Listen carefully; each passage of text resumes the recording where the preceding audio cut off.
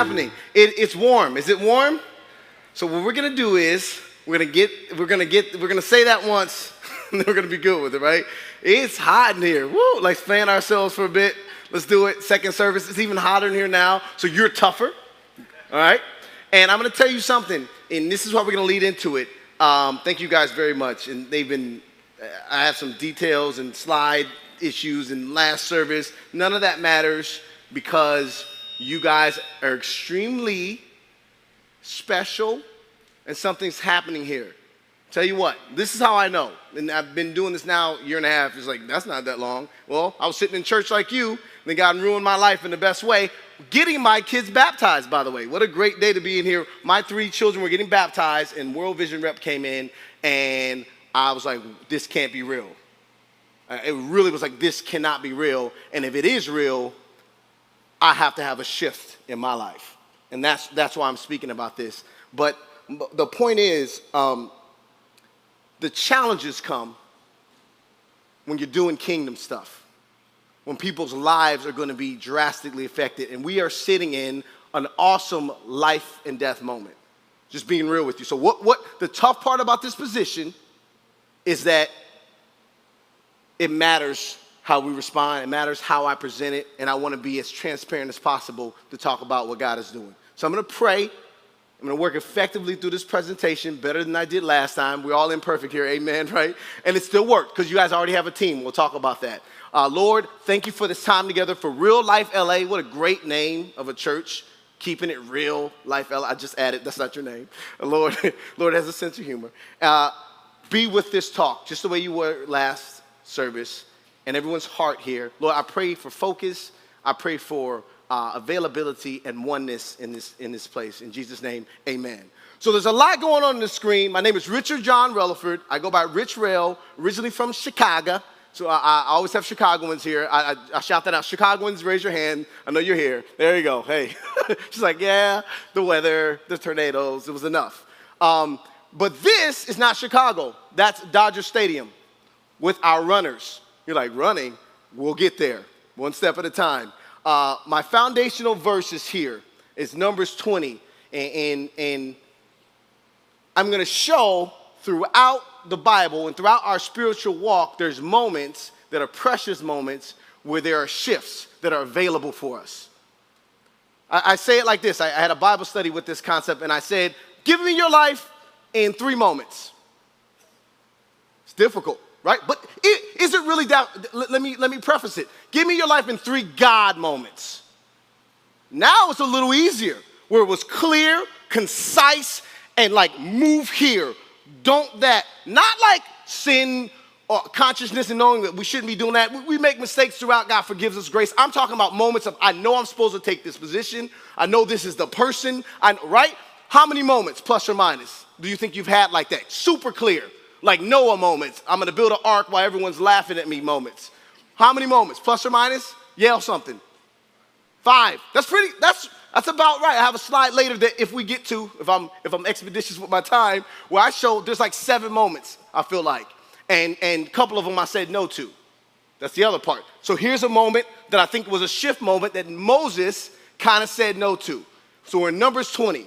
Then Moses and Aaron gathered the assembly together before the rock and said to them, "Hear now, you rebels, shall we bring water for you out of this rock?" And Moses lifted up his hand and struck the rock and with his staff twice, and water came out abundantly, and the congregation drank and their livestock. Pretty awesome, right? What's the problem, Rich Rail? Well, that's not what God asked him to do. If you know this verse, what did God ask him to do? Speak to the rock. The challenge here was that Moses had been in this position 10 years earlier. He had been in this position, and then he thought, oh, muscle memory and frustration. I know you told me to speak to the rock. These people are acting up. Boom, he hits the rock. What's the tough part? Tough part is this is the moment that kept him out of the promised land. The God said, A, because you didn't trust me, Aaron's taking them in. Kind of heavy, right? I thought it was heavy until I really looked at what God was doing here with this parallel. And you guys are in the midst of this sermon, which is awesome, supernatural, right? God was making a shift to where we're going from just natural to supernatural. I don't even need you to hit the rock. Trust me, speak to the rock. Water will come out. See that? Subtle. Sometimes these moments, these shift moments are subtle as well. You're thinking, what is this guy talking about? You came here to speak about world vision. Why are you talking about shifts? Because I think in order to really get what's going on with world vision and these suffering children, there has to be a shift in how we look at people. A shift in how we perceive who's our children, who is our brother and sister. And I think Jesus was a king and is the king of awkward moments. I'm telling you, I still think he bathed in them.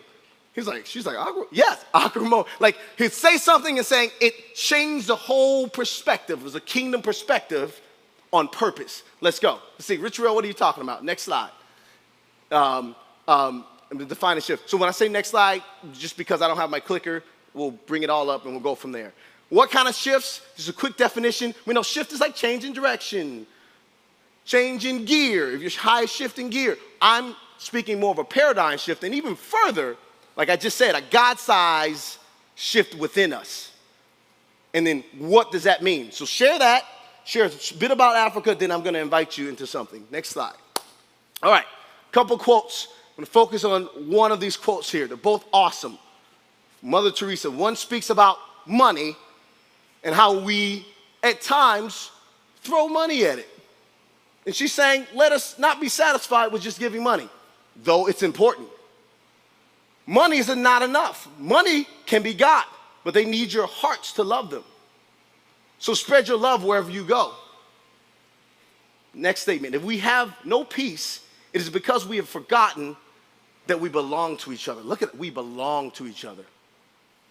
I have a beef. This is where I talked about it. I'm going to fit it in here with diversity. Like, why? You shouldn't. You're black. See, I like to get it out. I can say it. I'm black. I can say that. FYI. I'm like, who's this guy? God called me. Ask him. So check this out. Because diversity does what? All the differences. Really, if you look at the word, it's about all the differences. So diversity without oneness, problem. See what I'm saying? Oh, those kids over there are suffering. Because this is detachment. There's differences. But we got to, colorblindness.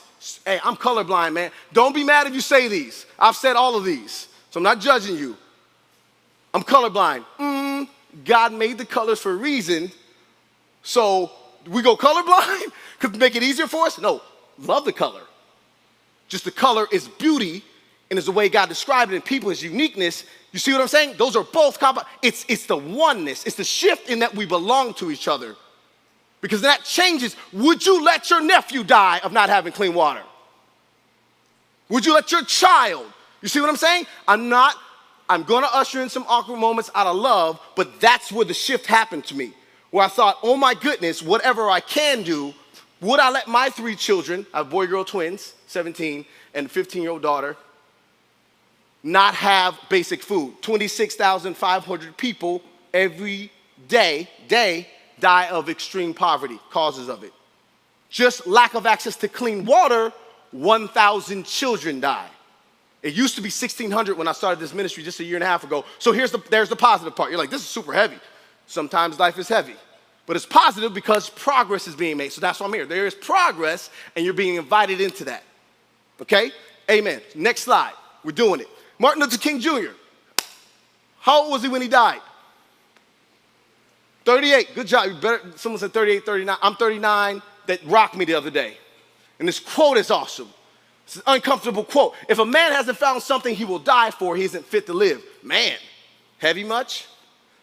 My kids will tell me I'm like that too, like extreme. But I think that's a shift moment. But that's not the biggest shift on the slide. This one's kind of funny. Here's the question. Is Martin Luther King Jr.'s name Martin Luther King Jr.? Is that his name? This blew my mind. I don't even know how I found this out. I think because I'm an actor as well. That's a side story. I was studying for the role. His name is Michael.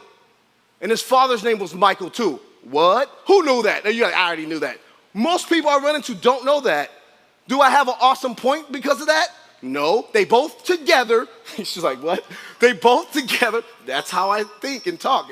So, but it's a shift. Nonetheless, you're like, dude, that's kind of weird. That's very Hollywood. It's very Hollywoodish, right? Change your name. We're both Martin Luther. It was in honor of Martin Luther. I don't know how that makes you feel good or bad, but nonetheless, I've ushered in my first shift. and you're going to Google it later and see if I'm lying. There'll be some other moments, just hold fast for them. Next slide.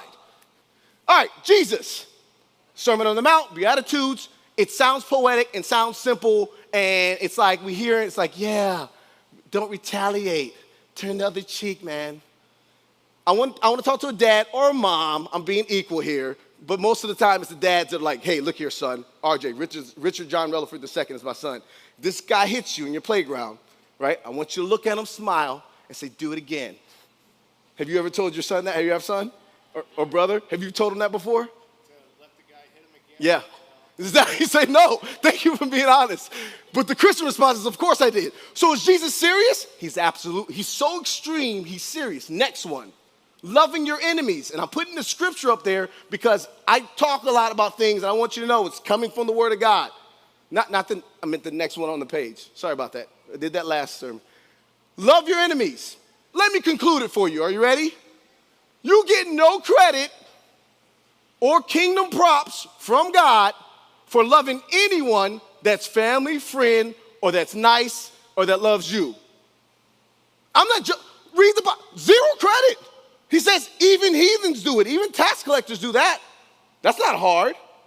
Isn't it an awkward moment? I mean, that person that you'll never talk about, that gets on your nerves before they even speak, that comes in at work and starts to set up their desk, is just like, oh, we're too saved here. Maybe I'm the only one. A person in traffic. I catch some of you guys in traffic. I don't live out in this area anymore. I did. I rented a house in Roslyn, on Roslyn Avenue, so I might have seen you guys around. So I am from this area, but not now. I live in Culver City now, so I won't see you. I'll be able to call you out on that. But loving your enemies is not simple. It's radical. It's a shifting moment. Love your enemies, not tolerate them. Oh, I missed that last service. I hate toleration. Being tolerant. Maybe for other people, for kingdom people, for Christians. Oh, God created you. You're struggling with something, whatever. I am, because I'm so above, I'm going to tolerate you. You're going to tolerate a creation of God? We better upgrade. Toleration is way below where we should be living. Way below. All right, accept them. Still kind of weird. I accept you because I am the keeper of all things good. Right? I'm being real here. These are shift moments. I love you as you are, the way God does. That's where we need to live, and that's those shift moments that we're talking about. Let's go to the next slide. We're going to get there. All right, here's a interactive activity where, again, Google will be interacted after I leave, and you guys can email me if you challenge me. I've not had anyone challenge me, but I'm open to it. I am not a Bible scholar. I'm just a curious guy that loves God, that I dig into the Word. We're going to do this together, right? The Lord's Prayer. And there's a reason for this one, by the way. This is not like the King one. There's a reason for this one. Okay, there was a reason, but indirect. All right, pray this together. Our Father, who art in heaven, let's go. Hallowed be thy name. Your kingdom come. Your will be done on earth as it is in heaven. Give us this day our daily bread and forgive us of our... See how, I love it. Stop there. Awkward. Which one is it? You know that like little hopscotch you play? Like if you want to pray loud or you're in Bible study and you're doing the Lord's Prayer for whatever reason, and half of the people say trespass, half of them say debt, and then you convince yourself it's kind of the same. But if we go into the Word, because I'm a nerd, that's my background, mechanical polymer engineering. Nerd, jock, weird arty guy, Renaissance man. I'm all over the place. So I'm that guy that says, if it was the same word, it would be the same word. I'm that smart, Alec. I am that dude. So it's not the same. If it was the same thing, it would be the same word. Let's go basic with it, because I have to move on. Trespass implies I've done something, I'm sorry, right? You did something or you went somewhere. Am I the only one? Is that a meaning? Debt implies there is something I was to do or something I owe that I have not done, correct? See the difference? One is inactivity focused. One is play scared. Live life scared. What if I make a mistake? What if I da-da-da? So it becomes like the Olympics gymnastics competition with trespasses, where basically it's like you start off with a perfect score and you get deductions, and your life's goal is like to get as few deductions as possible. And I'm not going to point at you, but don't act like a lot of us that's how we're living, because we've heard preaching from the beginning of our life where it's like, don't go to hell. Basically, I'm about to get saved because I don't want to go to hell. That's like the beginning of life, by the way. That's the beginning of life, not where we want to go. The other one is God is calling me to do something, right? Get out there and do it. Get out there and do it. Not for your salvation, but for why he made us. He gave us these gifts and talents for good works. So it's a weird place that it's coming from. It's not coming from a judgment. It's not coming from me condemning you. It's coming from this place that actually will give you life. You actually feel better about your life when you're loving on somebody else. That's why Jesus gives us these principles. And then you know it was real because they try to kill him afterwards. Every time he says something awesome, they're like, get rid of him. We don't want to hear that, right? Next, moving on. All right, so back to this Numbers 20. We're going to shift. We started that. I'm going to share it with you and invite. Next slide. Moving awesome. Clapping. This is great. So what is this shift that I'm talking about? And how does it happen? So I'm talking about, it's okay. My slides are weird. They don't know. They're doing awesome. So go to the three shifts. I'm talking about three things here, okay?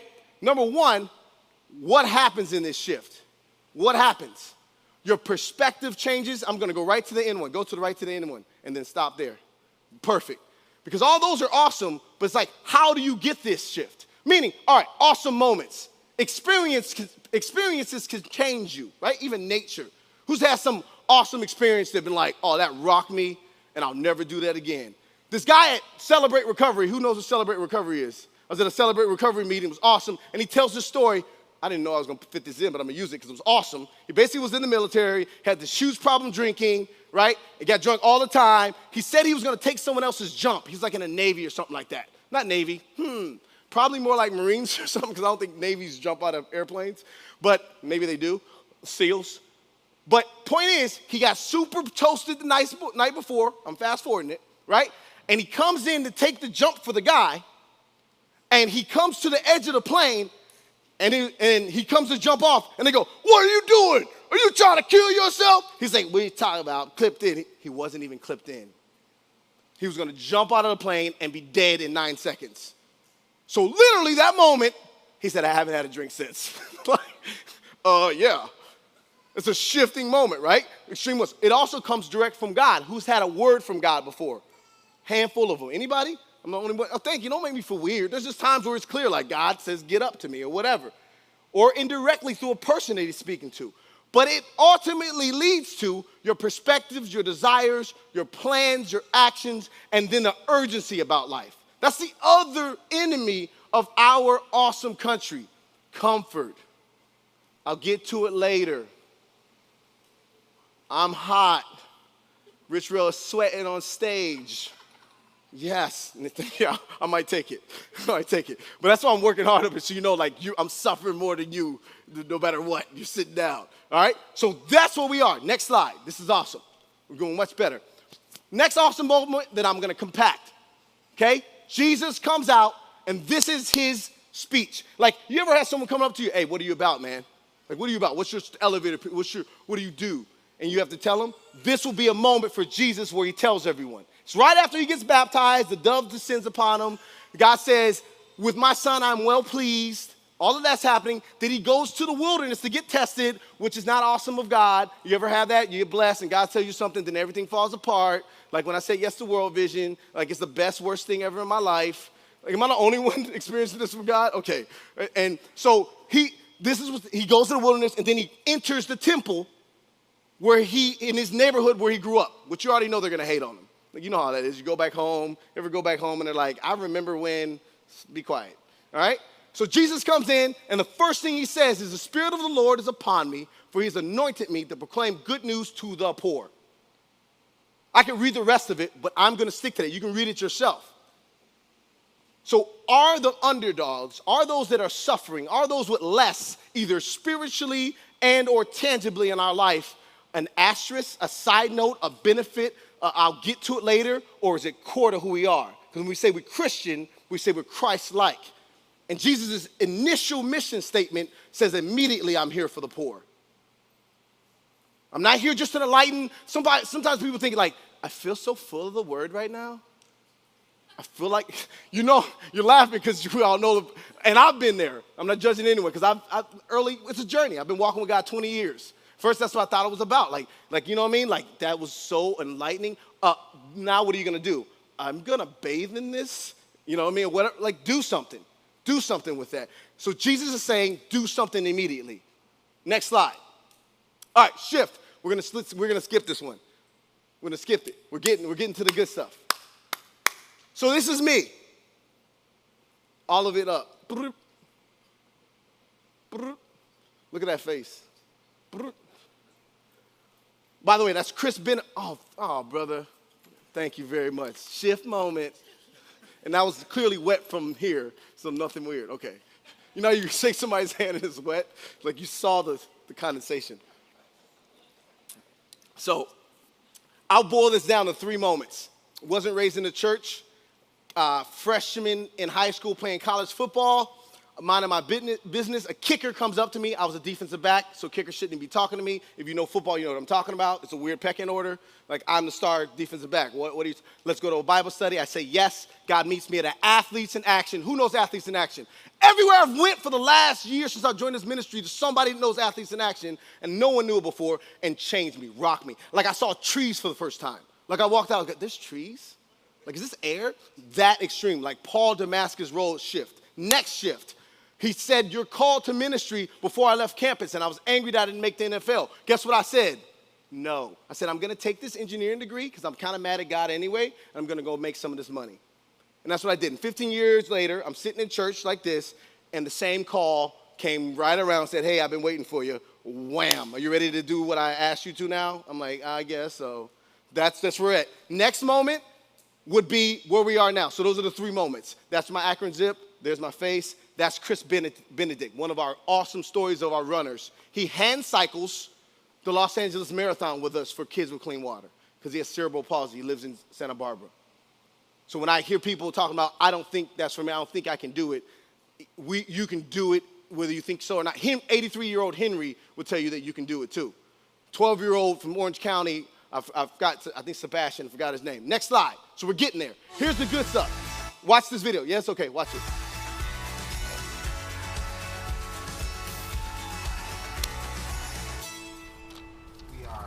Leaving Hoima on our way to Belisa to meet with Julius, my sponsor child. To say I'm excited is an understatement. I'm nervous as well, and just thankful for this opportunity to learn more about him. And at first he was nervous, scared him a little bit, because I'm like, hey Julius, great to meet you. And about 30 seconds in, he starts laughing, he shows me a smile. I had a weird moment because I said, I have a football for you. And he gets excited because he thinks it's a soccer ball, because everywhere else besides the United States, football means soccer. But I take out the American football because I played American football, and we play this game of 3-man football. And Julius does not, he doesn't drop a pass. I even got him doing the touchdown dance a little bit. And there's this joy in his face, and he loosens up to the point where when we finally end the evening, he's leaning next to me, he's leaning on me, and we were sitting there, there's nothing being said, because we had talked for hours. There was nothing to say but just to connect. And I knew that I was never going to be the same. So after we played and football and we hugged, I remember the last thing I said to Miriam, his mother, and Julius, my sponsor child, was thank you for really allowing me to be a part of their life and coming to meet me so I could share their story and hopefully reach someone else watching it and then reach another child. And I said I was praying for him.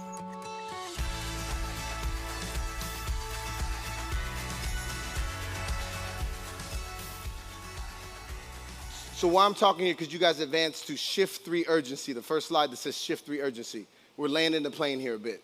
So that was me in Africa, my first trip there a year ago. I want to be clear with you guys. Like Martin Luther King Jr., I am not pro-black. I'm pro-people and pro-love. It just so happens that we run for Africa, and that's where it's most extreme. The water crisis is the worst, so that's where we're at. It sounds like, why is he being awkward? I'm being serious, because I want you to understand how extreme God was. I never wanted to go to Africa in my life. I had no understanding of extreme poverty. I grew up broke, so I'm like, dude, life's hard. But I didn't get the difference between not having and like literally dying of it. No life of it. That's the shift that I want you guys to understand. So the urgency is the key here. So you're saying, Rich Rel, I get what you're saying. When I get time, some energy, I'm dealing with some things in my life. Raise your hand if you are. Nobody? I'm the only one? Then I'll get to it. Jesus operated with urgency because I just told you the numbers. Is that 1,000 just a number for us? Is it okay or not? I'm not challenging you. I'm lovingly challenging you since I ain't condemning you. But that's something we got to settle in our own hearts. When he told me get up, I said get up. Jesus pulled away from the crowd at times and prayed. He said, let the dead bury themselves. He said weird things like, yeah, family's important, but I'm calling you to this. I'm not telling you to abandon your family. Don't, you're not, Rich Rel is not saying that. But it's a both and. Here's the woe. Charles Stanley, by the way, is my pastor by the distance. Who loves Charles Stanley? I love Charles Stanley. So he breaks it down like this. He says, what happens when we hear these shifts and these moments from God that we ignore is they get more faint and our heart gets more hard and we think God isn't speaking and it's actually us. So the only woe that I have for us is that when it's clear, when you do feel called, do I feel like everyone's called here to some loving of someone? Yeah, specifically to this ministry, only God knows, only you know.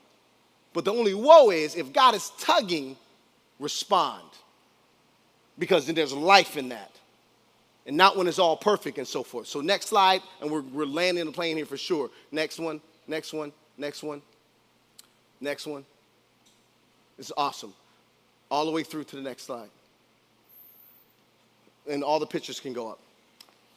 So the ultimate shift is, if we think about it, if it's not the money, if it's not doing things to gain our salvation and so forth, if we look at the fall of humanity, the thing that was lost was relationship with God, a proper one, with ourselves, our identity, with others, with the earth, and even with our work and our understanding of what life is about. So what he's doing is restoring that. So it starts in Athletes in Action. That picture there to the upper left, as you can see with me kind of doing like that, or is at the LA team dinner where we have 600 people from 60 different churches from around the area that are rocking. There's 850 runners that did it, that are rocking the marathon. That one's my sponsor child, Julius, from just this year. And that last one is Sarah Jane, a runner from Central Illinois. Tell you a quick story, super quick. She meets her sponsor child for the first time. Sponsor child comes up, meets the sponsor child, meets the mother. The mother has a newborn. She comes up and says to Sarah, the translator has to tell her, because in this area they just speak their local dialect, I would like you to name my baby. That's the same response as, whoa, whoa, whoa. Because in our mind, it's $39. You understand what I'm saying? In our mind, it's just like, oh, not when you're praying. 85% of Uganda is Christian, by the way. It hasn't always been that way. Praying, seeking God, this sponsor comes, gets to meet him, which is rare, and this newborn baby. So at first, Sarah says no. Sarah then says yes, prays about it for a moment, and says, John.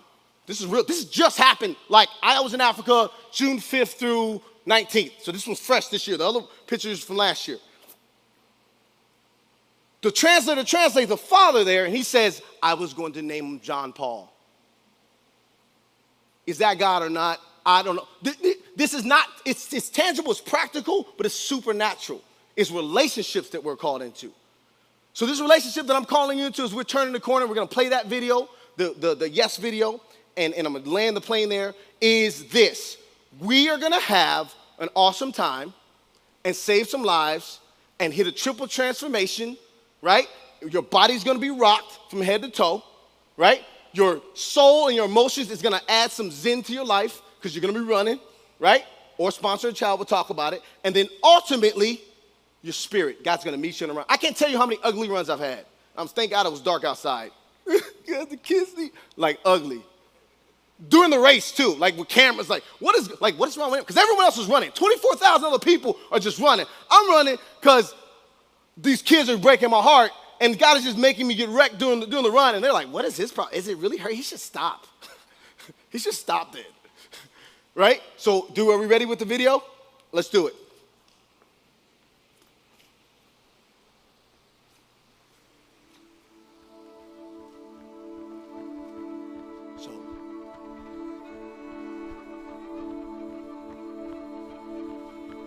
In 2006, one man heard a divine whisper that he could help the most vulnerable kids in the world by running marathons. So he said yes. He felt God ask him to invite others into the same vision, so he did. Many people felt scared of the unknown, anxious and doubtful that they could accomplish such a big goal. For some of them, fear prevailed, and they said no. But many people pushed through that fear, and they said yes. The first year, 100 people said yes. The next year, 400 said yes. Then 1,000, then 2,000. And a funny thing started to happen. As people said yes to new challenges and to changing the lives of kids and communities in Africa, their own lives started to change in drastic ways.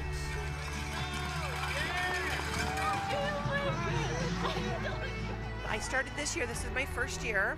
I have only been out of a wheelchair for 2 years now.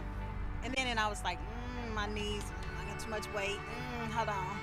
But I stuck with it. When I first was introduced to Team World Vision, I was a smoker, and I knew I needed to quit. But that instantly was in my mind, like, oh, I can't do it. But I did know that I wanted to prove to myself that I could do something athletic, because I was always told that I'd never be good at anything that's athletic. So when I heard about World Vision, I was like, hey, why not give it a try? And plus the goal of like bringing clean water, that's beautiful. So I was like, this is something I really want to do. And I just went all in. I thought, I'm 55, why not? Bev did it at 60, I'll do it at 55.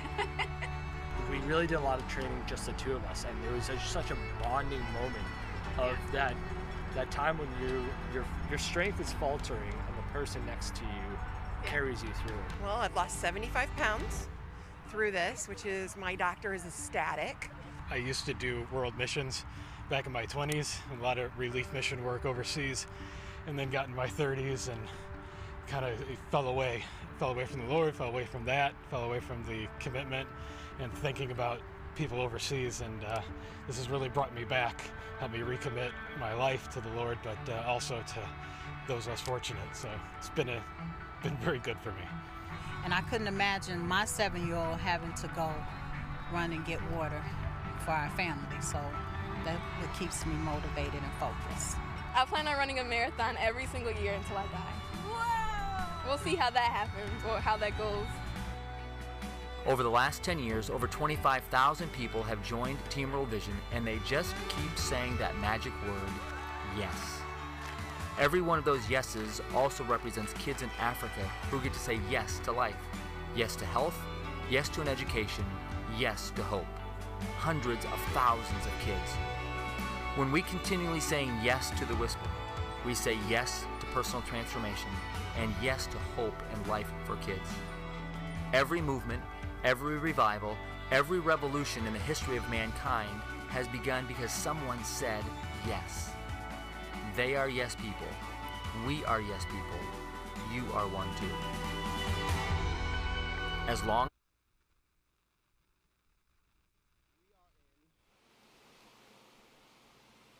we are totally in a shift moment. I've seen it with my eyes. The reality is $50 does get clean water to a child. Though I didn't share the pictures, I've been to the watering holes that they drink out of, like beavers, like ridiculousness that like it's not okay. That's the thing that comes to my spirit. If you look at the slide, 21,553, that's an exact number. Staples Center holds 20,000, by the way, of people just in one season from the 850 runners that now will have life. 848 runners from 61 teams, over $1 million raised, the first time in LA marathon history. I appreciate you guys' patience. I told Pastor 35, and he normally goes 25. I know that. I'm right on the heels of it. I got my timer. I'm at 35 now, so I'm going to stop. Next slide. So what I'm asking you into, if you bring both things up, because you might be saying to me, sorry, I'll stand right here. You might be saying to me, Rich Ray, I want to, I physically cannot. Then I am calling you into number 2. What's the difference? We done compassion there. There's only differences. There's not better or worse. But we tangibly do community development that takes 10 to 15 years and take folks through the process. You sponsor that child, but it's community focused as well, and they get water, food, health, education, economic empowerment, and then we leave them independent. We start off with their input. The LA Marathon thing, triple transformation as I call it. Your body will be rocked in a good way. It will be challenging, but you can do it. We also have a walker runner friendly option as well. Don't be deterred. We will have over 1,000 runners here I'm speaking at. We had 850. You guys are a new church this year. We have got over 15 other new churches from this year happening. That's what I'm calling you into. I will have an info session right here in this section. It's awesome, so you guys don't even have to move. Know what? Yeah, people kind of like that when they're like, and then they leave fast. I'm not mad. Listen, I'm not mad. You do not have to run away from me. You can high five me and be like, hey, brother, I'm called to something else, but I know there's people in here that God has called to it, and that's why this week and this leading up to even this day has been challenging, but Satan's a lie, because people are going to get saved. Here, we need it. They need it, all that. The number one killer in America is what? Heart disease and diabetes. My mother died of complications of that. So there's the two-edged sword right there. I'm going to read this benediction, and I'm done. Because you go to the next slide. Franciscan benediction, and it rocks my heart. You might already know it. And I'm absolutely done after this. May God bless us with discomfort and easy answers, half-truths, and superficial relationships, so that we may live deep within our hearts. May God bless us with anger at injustice, oppression, people being left to die without water, being colonized and being used, and exploitation of people, so that we may work for justice, freedom, and peace. May God bless us with tears to shed for those that suffer from pain, rejection, starvation, and war, so that we may reach out our hands to comfort them and turn their pain into joy. And lastly, I love this. And may God bless us with enough foolishness, call it that if you want, I'm a foolish dude then, to believe that we can make a difference. One life is absolutely enough in this world, so that we can do what others claim cannot be done. Let's shift together. God has a new theme this year. I'll promise you this. There's not been a runner, and there won't be anybody that regrets going to this relationship with a sponsor child and or running this marathon with us. And let's get rocked together. I love you guys, and God bless. Thank you.